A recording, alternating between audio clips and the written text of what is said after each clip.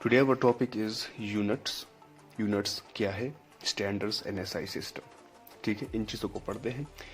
Unit क्या होती है? फिजिकल क्वांटिटी में यूनिट चीज़ों को कंपेयर करने के लिए इस्तेमाल होता है. फॉर एग्जांपल, इसकी वजह से हम चीज़ों को कंपेयर करते हैं. अगर मैं आपको बताऊं कि 20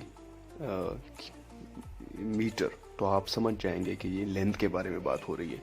अगर मैं आपको ये बताऊं कि 20 किलोग्राम, तो आप समझ जाएंगे कि ये मैस के बारे में बात हो रही है. अगर मैं कहूँ आपको कि 20 सेकंड्स, तो आप ये समझ जाएंगे कि टाइम के बारे में बात हो रही है. तो यहाँ पर अगर आपने देखा, सब में 20 कॉमन है, और इसके साथ जो सिंबल लगे हैं मीटर, किलोग्राम एंड सेकंड, उसकी वजह से आपको क्या मिल रहा है? कंपेयरिंग मिल रही है. आप इन तीनों को कंपेयर कर रहे हैं. ठीक है, तो फिजिक्स में यूनिट्स जो है बहुत ज़्यादा इम्पोर्टेंट है. ठीक है, ऑल मेजर्ड फिजिकल क्वांटिटीज जो है उसके यूनिट्स होंगे. Units are vital in physics. Vital mean very much important in physics. In this course and most in the modern world except the USA, we will use almost exclusively the SI system of unit.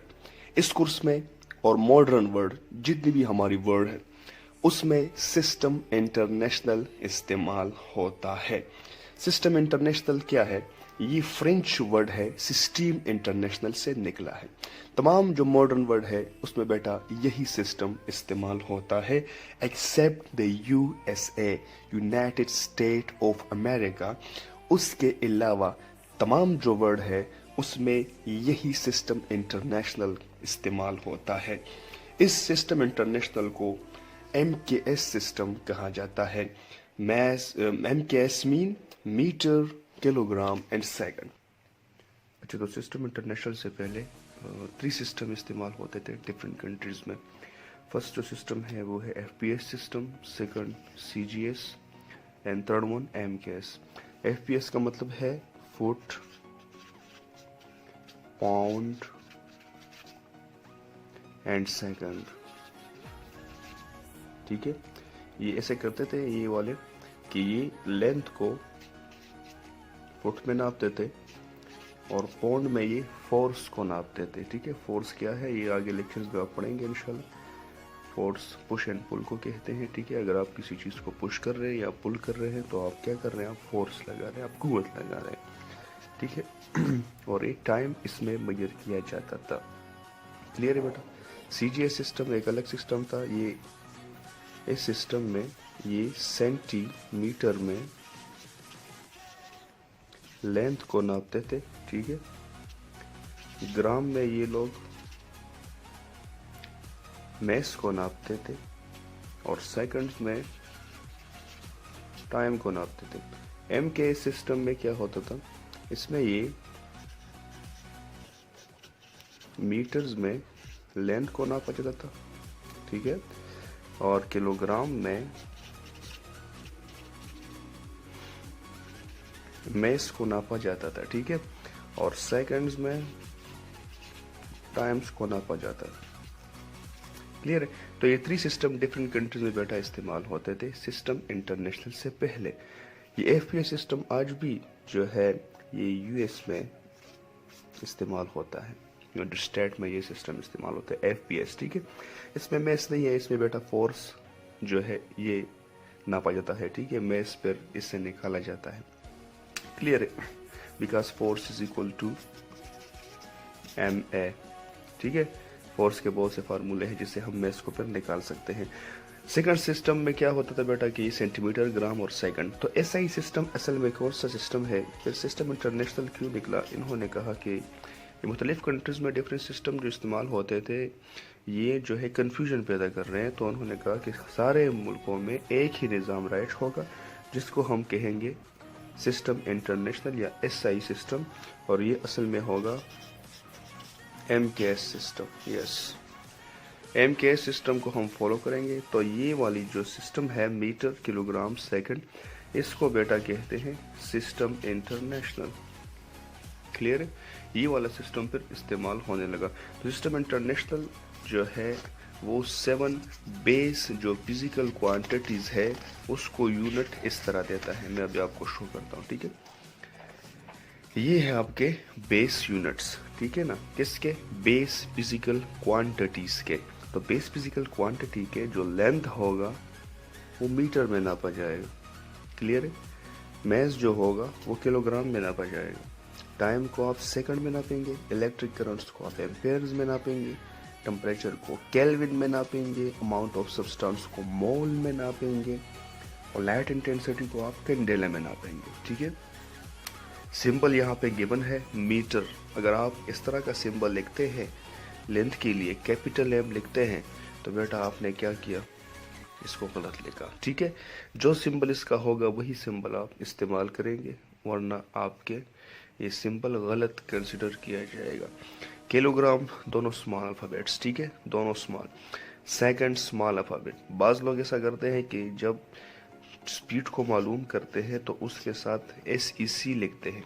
SEC जो है this is wrong, ठीक है, आप सिर्फ S लिखेंगे।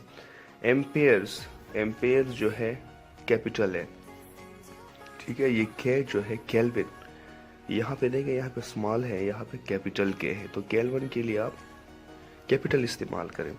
मोल के लिए small MOL, और कैंडेला के लिए CD, ठीक है। तो ये डिफरेंट यूनिट है बेस फिजिकल क्वांटिटीज के, ठीक है। बाकी जो डिराइव यूनिट्स होगी वो इन्हीं बेटा बेस फिजिकल क्वांटिटी से निकलती है। फॉर एग्जांपल मैं आप लोगों को लिखती हूँ एक डिराइव फिजिकल क्वांटिटी। इसकी यूनिट किस तरह निकलेंगे, इसके यूनिट इस तरह लिखेंगे। फॉर एग्जांपल स्पीड है, वो क्या है, डिराइव फिजिकल क्वांटिटी, तो उसका हम यूनिट निकालते हैं। स्पीड किसके बराबर है, बॉडी का डिस्टेंस कितना कवर हुआ और टाइम कितना लिया उसने, ठीक है। तो डिस्टेंस को हम नापते किस में है, लेंथ है, तो length divide by time. Length को हम नापते हैं किस में, मीटर में, और टाइम को नापते हैं सेकंड में, तो डिवाइड बाय S। तो स्पीड का यूनिट निकला M/S या मीटर पर सेकंड। इसको कहते हैं, किस तरह पढ़ा जाता है इसको, M/S को पढ़ा जाता है, आप इसको पढ़ेंगे मीटर PER पर सेकंड, ठीक है। इस तरह आप इसको पढ़ेंगे। तो जितनी भी डिराइव फिजिकल क्वांटिटी है उसके यूनिट्स बेस फिजिकल क्वांटिटी से निकलेंगी, क्योंकि derive physical quantity base physical quantity के डिवीजन या मल्टीप्लिकेशन से निकलती है। एक नेक्स्ट आपको एक यहाँ पे मैं शो करता हूँ एरिया। एरिया क्या है, डिराइव फिजिकल क्वांटिटी बराबर है लेंथ मल्टीप्लाई बाय विड्थ, ठीक है। तो एरिया का यहाँ पे यूनिट क्या होगा, लेंथ का यूनिट क्या है, मीटर, मल्टीप्लाई बाय मीटर।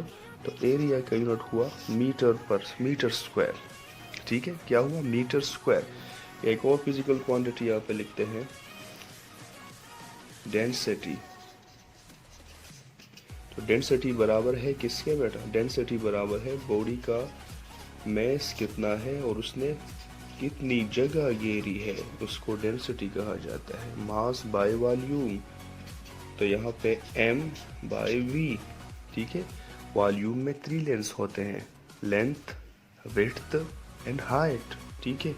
तो यहाँ पर इसके 3 लेंस होंगे, तो मैं इसको इस तरह लिखता हूँ लेंथ, विड्थ, हाइट, ठीक है। ये क्या है, आपके पास मैस है। तो यहाँ पर इसका जो होगा, इसका यूनिट होगा kg, किलोग्राम, यहाँ पर आपको शो किया गया है, ठीक है। और ये क्या होगा बेटा, एक लेंथ तो मीटर, फिर मीटर और इसके बाद मीटर, तो it will gives us metre 3, क्योंकि जब बेस सेम होता है तो पावर क्या होते हैं, 8। आप लोगों ने मैथ्स में पढ़ा होगा।